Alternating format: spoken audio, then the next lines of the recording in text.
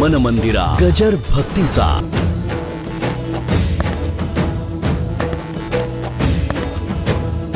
नवरा बायको दोघं जेवायला बसलेले आहेत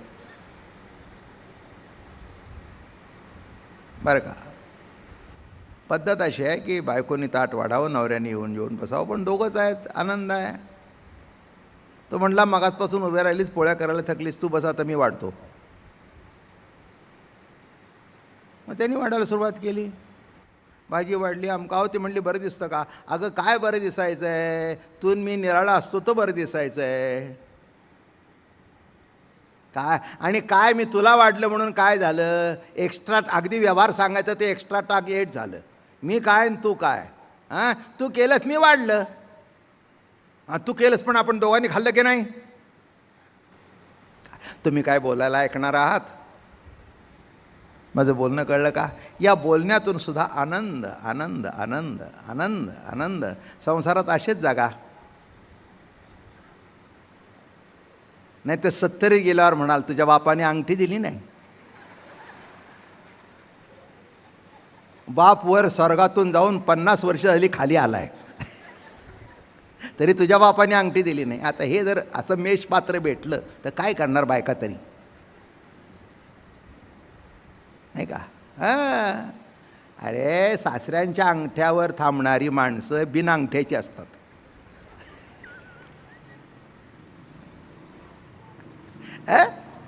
अरे सासऱ्याच्या अंगठ्यावर थांबणारी माणसं लायकी काय रे? त्यांनी आवडीने करते, भाग निराळा आहे, त्याच्याकरता हटून बसलो.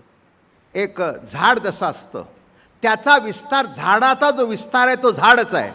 माझं बोलणं कळलं का? फांदी, बारक्या तुराट्या, मोठी फांदी, जाड फांदी, फळ फूल, त्या झाडाच्या रूपाने विस्तार कोणाचा आहे?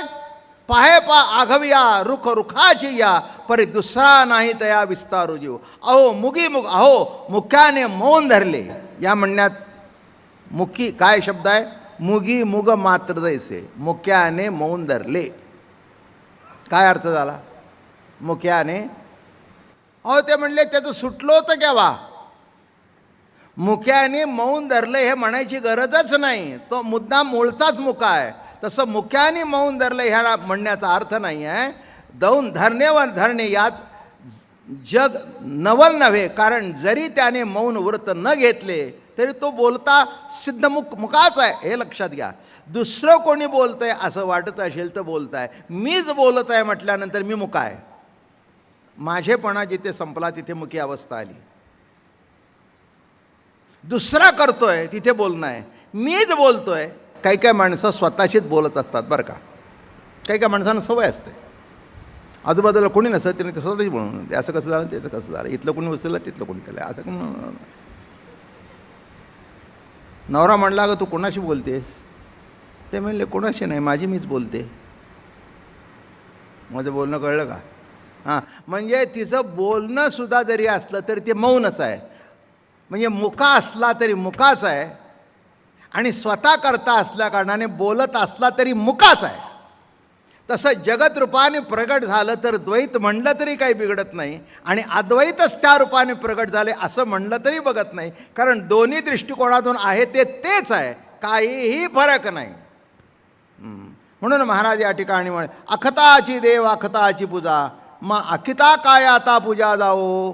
आता कशा तांदूळ जेवी अखिता, अखता म्हणजे अक्षदा, त्यावेळेला आपण अक्षदा मांडतो, बरोबर आहे ना, अशा मांडतो, आणि त्या अक्षदेने अक्षदेची पूजा करायची. आता कोणी कोणाची पूजा केली, कोणी कोणाची पूजा केली, त्याला अजून आधुनिक दृष्टांत देतो. आता मोठ्या मोठ्या देवांना सोन्याचं कवच करतात, अमकं करतात, छान पुष्कळ चांगलं चाललं आहे सध्या. काय कुठेतरी खर्च करण्यापेक्षा देवाला द्यावा असं वाटतं, हे काही वाईट नाही. आता दिलेल्यानी सदुपयोग करावा हा भाग निराळा आहे, पण दिल्याने देवाचं कवच देवाच्या अंगावर ठेवावं, ते कवच आपल्या अंगावर घालू नये, म्हणजे पुष्कळ झालं. त्याच्याबद्दल जास्ती वक्तव्य करण्याची काही आवश्यकता नाही. मग आता सोन्याची मूर्ती आहे, तिथे फुलं सोन्याची केली. सोन्याची फुलं सोन्याच्या मूर्तीच्या ठिकाणी वाली. काय फरक झाला? ही फुलं म्हणून बाजूला ठेवली आणि ते पाय म्हणून हात लावले. तसं इथे म्हणतात अखती जरी पूजा ते तव त्याची अंगी आघवे, न पूजिता तरी स्वभावे पुजलाच यासे, किंवा पूजिताही अन्यथा नव्हे, देवपणही न दुणावे. आता यथा स्वभाव पूजा, अहो तिथे काही दुणावे नाही आणि काही नाही, आपण आनंद भोगतोय. काही काही वेळेला तुम्हाला माहिती असेल, आपण बसतो, कोणच जवळ नाही, चांगलं दूध करून दिलं आहे, चांगलं काहीतरी भजी करून दिलेत, म्हणजे वा ऐकायला बायकोसुद्धा जवळ नाही. वाह क्या बात आहे.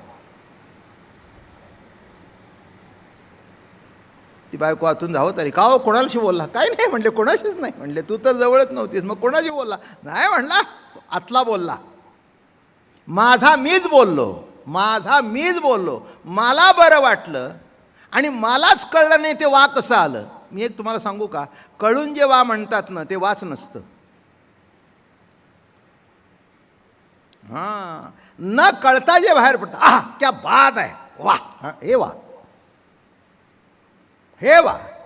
आता बाबा महाराज सांगतायत वा म्हणावं, अरे ते वाच नव्हे, नाटक आहे ते. वा असा येतो बघा. तुम्ही एक तुम्हाला सांगू, उत्कृष्ट गवई असेल ना आणि गाणं चाललं असताना ज्याला सम कळत नाही, मात्रा कळत नाही, तो सुद्धा समेला हलतो, त्याला म्हणावं गाणं. आणि हे मोजून सुद्धा चुकतात, 1 2 3 4. ते हाताकडे बघतं बरं का, सम कुठेच जाते, सगळं विषमच असतं. आणि ज्याला कळत नाही तो आहा क्या बात आहे. हां, अशी सम असावी की न कळणाऱ्याची सुद्धा मान हलावी. मग तिथे वा म्हणण्याची गरज नाही, चांगला आहे म्हणण्याची गरज नाही. आतला जो वाय आहे ना, एक तुम्हाला सांगू, बाहेरचं गाणं आतल्याशी समरस झाल्यानंतर आतून वा आपोआप बाहेर पडतो. तुम्हालाही कळत नाही, तुम्हालाही काही कळत नाही. मी नावं गावं सांगत नाही, पण एक सांगतो. एक मोठी व्यक्ती पुण्यामध्ये होती,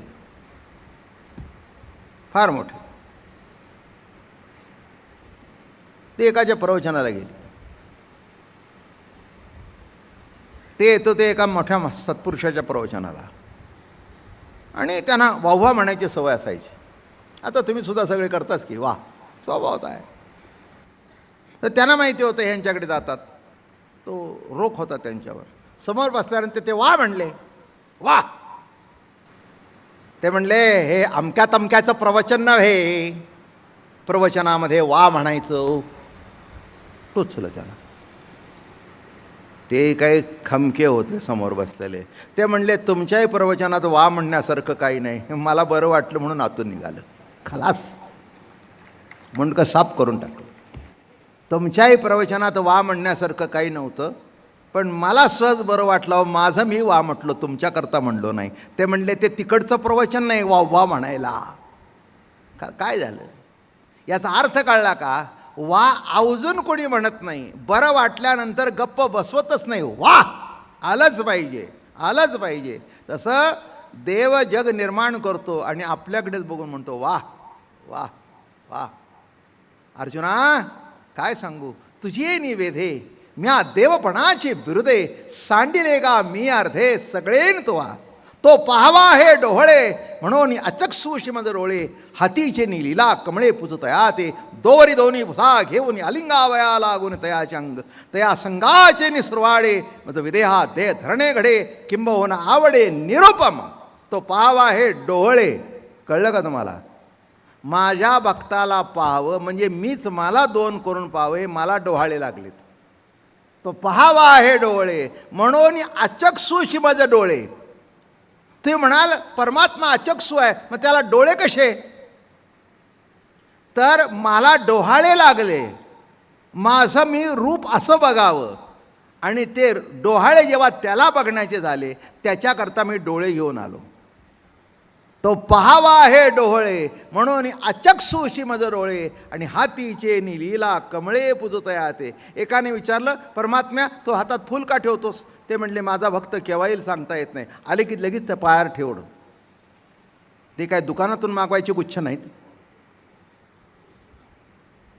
हातात तयार. अटेन्शन दिल आला की हां आम्ही तयाचे करू ध्यान, ते आमुते देवतार्चन. म्हणून अर्जुनाला इतकं प्रेम, अर्जुनावर इतकं प्रेम, कारण ते दुसरं नाही, ते माझंच रूप आहे, माझंच रूप आहे, आवडीचं रूप आहे. म्हणून ओव्या किती सुंदर आत्ता म्हटल्या मी, तो पहावा आहे डोळे म्हणून अचक सुशी मज रोळे, हातीचे नीलीला दोवरी दोन्ही भुसा. अरे 2 आणि 2 एक्स्ट्रा का? ते म्हणले आलिंगन देण्याकरता काय होतं, त्या अर्जुनाला मिठी मारताना असं वरून मारलं जातं पण खालून पुढे सरतं, म्हणून असं पकडायचं आणि असं पकडायचं. विमानामध्ये 2 बाजूने पट्टे बांधतात ना, वरचा पट्टा आणि खालचा पट्टा, तशा माझ्या भक्ताला कडकडून मिठी मारावी. दोवरी दोन्ही भुजा घेऊन अलिंगावया लागून तयाचे अंग, तया संगाचे निसुरवाडे, मग विदेहात देह धरणे गडे, त्याचा संग घडावं. एक आमचे महाराज फार सुंग, कृपाळ हो पांडुरंगी अंग संग. संग शब्द नीट वापरा, अर्थ नीट करा. संग आहे म्हणून अंग आहे, संगातून अंग आहे. माझं बोलणं कळलं का? संग. आता त्याच्यापेक्षा पुढे जाऊ. कानामध्ये संग आहे म्हणून ऐकणं आहे.